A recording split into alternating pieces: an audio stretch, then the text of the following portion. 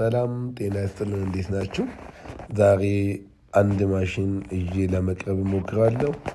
ይህ ማሽን አረንጓዴ መኖዎችን ይፈጫል፣ እንዲሁም ደግሞ ጥራጥሬዎችን ይፈጫል። የማይፈጨው ጤፍ ብቻ ነው የማይፈጨው።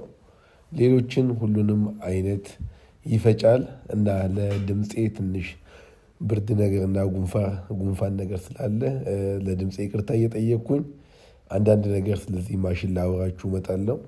በመጀመሪያ ይሄ ቾፐር ትክክለኛ ሙሉ ስሙ የሚባለው ትራምፕ ጁኒየር ነው የሚባለው፣ ወይም ደግሞ ሌላ ኮድ አለው ቲኤርኤፍ 80 ይባላል። ሌላ በትክክል ደግሞ ስሙ መጥራት የምትፈልጉ አኒማል ሬሾ ሻርደር ሃመር ፎሌጅ ይባላል።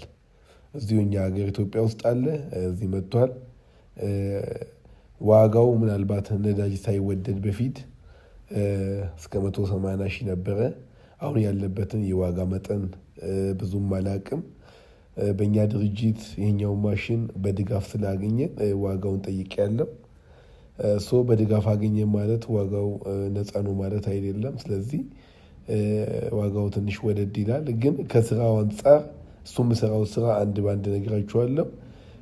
እችኛዋ እየገባች ያለችዋ ብረት ነገር የምንጠቀመው ለምንድን ነው የምንጠቀመው? ጥራጥሬውን ስንፈጭ ማለት ነው። ጥራጥሬ ስንፈጭ እንደዚህ አይነት እሱ ውስጥ የሚገባ ብዙ አይነት ብረታ ብረቶች፣ እነዚህ ቀዳዳዎቹ በመጠን የተከፋፈሉ አሉ። ስለዚህ ሳይዙ ትንሽ በሆነ ቁጥር ምናልባት እስከ ስንዴ ትናንሽ ጥራጥሬዎችን እስከ መፍጨት ያገለግላል። ለእንስሳት መኖ ነው የሚውለው። እንግዲህ በዚህ አሁን ባለንበት ምናልባት አርቢዎች፣ አድላቢዎች የመኖ ዋጋ የት እንደደረሰ ታውቃላችሁ። ስለዚህ የመኖ ዋጋ ከተወደደ በራስ ማዘጋጀት ግድ ነውና፣ ስለዚህ ይሄኛው እንዴት ነው በራስ የምናዘጋጀው ነው። ይሄኛው አሁን እዚህ ጋር ስልጠና እየሰጡ ነበረ። ማሽኑ በትክክል ገብቷል። አሁን እንደምታዩት መቀየራ ቦታ አለው። አሁን በስነ ስርዓት ነው የገባው። ከገባ በኋላ ምንድን ነው የሚደረገው? ይኸውላችሁ እዚህ ጋር ይሄኛው የሚዞረው በእጅ ያስኩት ምላጭ ነው። ምላጭ አለው። በኤሌክትሪክ ኃይል ነው የሚሰራው። የሚገርማችሁ ነገር ትንሽ ድምፅ አለው። መቀየራዎች አሉት። አሁን እዚህ ጋር ስልጠና እየተሰጠ ያለው ምንድን ነው? ውስጥ የሚገባው ብረት ያለ አንድ መዛነፍ ነው መግባት ያለበት። ሳይዛነፍ ከገባ ነው በትክክል የሚፈጨው ማለት ነው። አሁን የገባው ቀዳዳ ወይም ደግሞ እንደ ወንፊት ያለው ውስጥ የገባው መኖዎች ሲገባ መኖዎች የሚለይ ነው። ያው የማሽኑ ስም ይሄኛው ነው። ስለዚህ አሁን እዚህ ጋር ከታሰረ በኋላ ማሽኑ በኤሌክትሪክ ይያያዛል።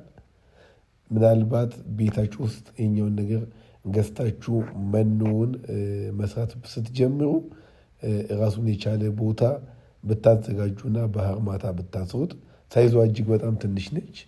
ይሄኛውን እያደረግኩበት ያለው የመኖ መጨመሪያ ነው። ይሄኛው ማሽን ቋጥ አለው ማለት ነው። ልክ እንደ ድሮ አገር ቤት ስንጠቀም የነበረው ወፍጮ አይነት ነው። ቋጡም ያው በፕላስቲክ ስለሆነ የመዛግ የመቦርቦር ሁኔታ የለውም። እዚህ ጋር ዋርኒንግ የሚለው ምንድን ነው? እጃችሁን እዛ አካባቢ ማስገባት የለባችሁም። እዛ ስር ያለው ምላጭ እዛ ስር ስላለ እዛ ውስጥ ማስገባት የለባችሁም። ይሄኛው ቋጥ እንግዲህ እስከ 20 ኪሎ በላይ ይይዛል በአንድ ጊዜ ብትጨምሩበት ማለት ነው። መኖ አይታችሁ እንደሆነ ይኸውላችሁ እኛን ለማሳያ ነው የተጠቀምነው። እንግዲህ መኖ በዚህ እንጨምራለን። በዚህ ከጨመር እንደዚህ እየፈጨ ያወጣልናል። በተለይ ዶሮ ያላችሁ ሰዎች ለዶሮ እርባታ፣ ለወተት ላም፣ ለከብት ማድለብ፣ ለሁሉም ይጠቅማቸዋል። ኦልሞስት ወፍጮ ማለት ነው። ሳይዟ በጣም ትንሽ ነች። ቦታ አትፈጅም። በቃ ሁለት በሁለት ራሱ በጣም ይሰፋባታል። ይኸውላችሁ እንዴት እንደምትፈጭ እና ውስጧ ያለው ብረት እኛ ያስገባነው ወንፊት አይነቱ በቆሎም በዚህ ደረጃ እንድፈጭ አድርገን ነው ያስገባነው። ምናልባት ቆይ አሁን ከተፈጨ በኋላ ፌስታሉ ላይ የምታዩት ይሆናል። ይኸውላችሁ ዱቄቱላ አለው። በዚህ ደረጃ የሚፈጭ ነው። ራሱም ደግሞ ሳር ይፈጫል። ይኸውላችሁ በዚህ ደረጃ እንግዲህ የሚፈጭ ማሽን ነው። ከዚህ በታች ቢያንስ 3 ደረጃዎች አሉ። እስከ ዱቄት ድረስ ከብት ለማድለብ ለምትጠቀሙ ሰዎች፣ ለወተት ለምትጠቀሙ ሰዎች እስከ ዱቄት ይፈጫል። ይሄኛው ለዶሮ ነው የተፈጨው። ይኸውላችሁ እነዚህ ማሽኖችን እዩ። እነዚዎቹ ይሄ ወንፊቶቹ ማለት ነው ተራ በተራ የሚቀየሩበት ነው። ወንፊቶቹ በጠበቡ ቁጥር የዱቄትነቱ መጠን ያለች እችኛው መጨረሻ ነች። እችኛውን ከተጠቀማችሁ ማለት ነው ይሄኛው ዱዳው ምንም ማሳልፈው ዱቄቱ ማሳልፈው ዱዳው ምንድነው ይሄ ሳር አረንጓዴ ነገሮችን ስትፈጩ የምትጠቀሙት ነው። ማሽኑ ኦልሞስት ቆሟል። ከቆመ በኋላ ይፈታና እንትኑ ይወጣል። ይሄኛው በቆሎ ስንፈጭበት የነበረው እሱ ይወጣና አሁን የምንፈጨው ቀጣይ ግሪን ይሄ አረንጓዴ የሆኑት ስለምንፈጭ በቀጥታ ዱዳው ነው የሚገባው ማለት ነው። ምንም አይነት ወንፊት አሌለው ይሄኛው ነው የሚገባው። ይሄኛው የሚገባው ምንድን ነው የሚገባው የአረንጓዴ ነገሮች አንድም ነገር በዚህ በኩል አይሾልክም ማለት ነው። ስለዚህ በቀጥታ ምንድን ነው የምሆነው አረንጓዴ ተክሎችን ቤታችሁ ላይ ልትዘሩ ትችላላችሁ። አልፋ አልፋ ሊሆን ይችላል፣ ዝሆኔ ሳር ሊሆን ይችላል፣ ራሱ ደግሞ የቦንዳ ሳር ሊሆን ይችላል። እነሱን እየፈጫችሁ ከፍሩሽካ ጋር እየቀላቀላችሁ በተለይ ከብት ለማድለብ ማለት ነው መጠቀም ትችላላችሁ። ማሽኑ ስትገዙ መጠነኛ ስልጠና ይፈልጋል፣ ምናልባት ጉዳት እንዳያደርስ። እችኛዋ ብረታውን የወጣችሁ በዚህ በኩል እህል ነበረ እንዳይወጣ ተደርጎ የሚቀመጠው። አሁን ማሽኗ ብረቷ በወጣችበት በኩል የሚወጣው ምንድን ነው የሚፈጨው ሳር ነው ማለት ነው። የምንፈጨው ሳር እዚህ ጋር እዩት። ይሄ ልፈጭ የተዘጋጀ የዝሆኔ ሳር ነው ወይም ደግሞ ናፕርግራስ የምንለው ማለት ነው። እዚህ ጋር ስልጠና እየሰጡን ይገኛሉ። ስልጠና የሚሰጡን እንዴት እንደምንፈጭ እጃችን የቱ ጋር መሆን እንዳለበት ማሽኑ እንዴት ማስነሳት እንዳለብን እያንዳንዱን ስልጠና ሰጥተውን በስልጠናው መሰረት ነው መሆን ያለበት። እዚህ ጋር ማሽኑን አስነስቶታል። ማሽኗ ይኸውላችሁ እንግዲህ ማሽኗ ምን እንደምታክል በ1 ሜትር ቦታ ላይ መቆም ይችላል። በጣም ትንሽዬ ማሽን ነች። በኤሌክትሪክ የምትሰራ ናት እና መኖ በዚህ በተወደደ መኖ እራሳችሁ ቤት ካላዘጋጃችሁ ውጤታማ አትሆኑም ማለት ነው። ስለዚህ መኖ ስፈጭ ቀደም ተከተላለው። በመጀመሪያ ደረጃ መፍጨት ያለባችሁ ደረቅ ነገሮችን ነው።